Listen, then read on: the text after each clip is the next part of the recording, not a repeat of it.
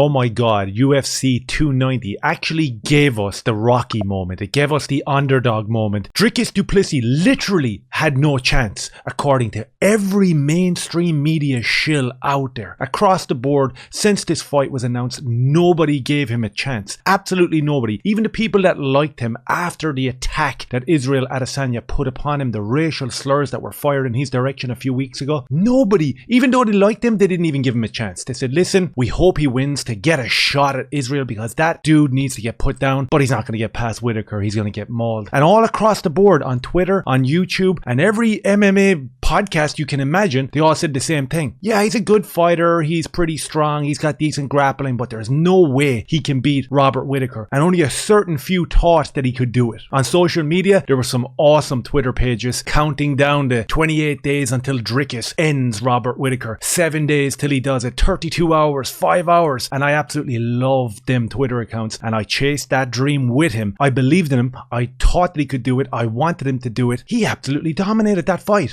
Absolutely dominated that fight. It wasn't a lucky shot. It wasn't, oh, Whittaker just wasn't with it. Whittaker was trying to implement his game like he does. He was in that karate stance, popping in and out, but it just wasn't working against Dricus Du Plessis. In the first round, there was the threat of the darts, there was threat of guillotine. Whittaker took him to the ground and actually felt the real strength of the man, and he got up very easily. Second round, he came out and he was kind of leading with this right jab, and it landed on Whittaker, put him down, set him down. I thought he was going to rush in and the clock was going to run down, but he didn't. He took his time. He didn't headhunt. He landed an unbelievable right hook to the body and then just nice and calmly put him away. And as I said, it was the Rocky moment, but it was overshadowed by what can only be described, and I think a lot of people will come to the plate this week and say the very same thing, as an embarrassing, childish and racial attack on Dricus Du Plessis from Israel Arsbender Adesanya. Dricus Du Plessis is talking to Joe Rogan and he's talking about his fight and he's being humble and he's talking about how he grew up looking up to Robert Whittaker and that he had posters of him on his wall and that it was an unbelievable opportunity to fight and win, and much respect to the man. I really look up to him. Whilst this was happening, Israel makes his way into the octagon. Before he made his way into the octagon, he was kind of standing with a big mean face and the camera kept panning in him, and it was actually quite embarrassing, childish. It was like, dude, what are you doing here? You're wearing nail varnish. You've got a load of beaded necklaces on. You look ridiculous. So they brought him into the octagon. He's standing behind Dricus as the interview is happening with Joe Rogan. And finally, we knew it was going to be the face-off moment. You know, Dana's going to do what he has to do to promote this big title fight that's going to come in September, apparently. Let's see if Dricus is fit enough to come back in 8-9 weeks' time, I think it is. So the face-off happens, and it is a complete and utter disgraceful shit show from what we're calling our champion. It was awkward. It was embarrassing. It was unhinged. First of all, he opened up with a bunch of racial slurs, which was probably there to bait in Dricus, but Dricus stayed completely and utterly composed all the way through it. He was saying, "What's up, my brother? What's up, my brother?" And your man was like, "I ain't no brother of you, punk." Then he started going on this unhinged rant about 36andMe and DNA tests, and everyone collectively in the octagon were looking at each other going, okay, what the actual hell are you talking about? So he's banging on about DNA, he's screaming like, do a DNA test. Dricus really stands back and plays it really cool, in my opinion. Then they get up in each other's face and it's a little bit awkward and it's a little bit embarrassing. So then it gets broken up. Even Joe sticks the hand in there and like kind of pulls them apart. So then after that, Israel kind of demands Dricus to come back over for a face-off,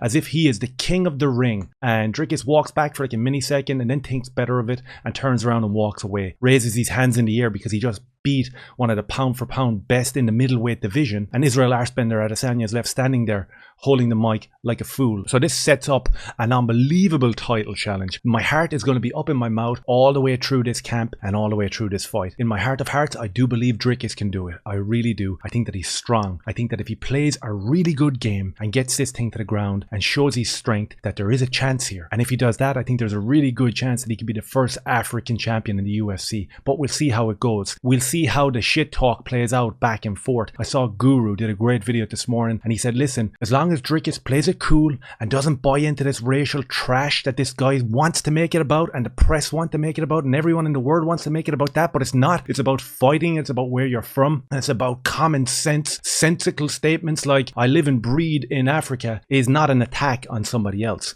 calm down, wipe off the nail varnish and wipe off the tears. I think going off last night's performance, not only in the fight, but in the awkward after-fight altercation with Israel Adesanya, I think the composure that Dricus showed will hold true and it will stand in good stead for him on the build-up to this fight. And I don't think that he's going to get baited in. I think that he's going to play the game extremely well. Like he said just this week, to make this about race is disgusting. We're literally years past that sort of garbage. But the media want to propagate that. Don't ever forget it. The media want to propagate it. And people that don't critically think, like Israel Adesanya, get infected with that sort of mind virus. And you can see it play out, especially with the anime and the nail varnish and all that sort of stuff. Like, again, you're a stereotype at this stage. You're an actual stereotype. You think that you're this African badass champion. You're not, dude. You're one of the TikTok kids who have been infected with the mind virus. You think the world is round. You think that a boy can be a girl. You can think all that sort of shit if you want, but that's not going to help you when Dricus is lying on you, trying to squeeze your neck to the bone. And I'm looking forward to that fight. I can't wait for that fight. And you know what?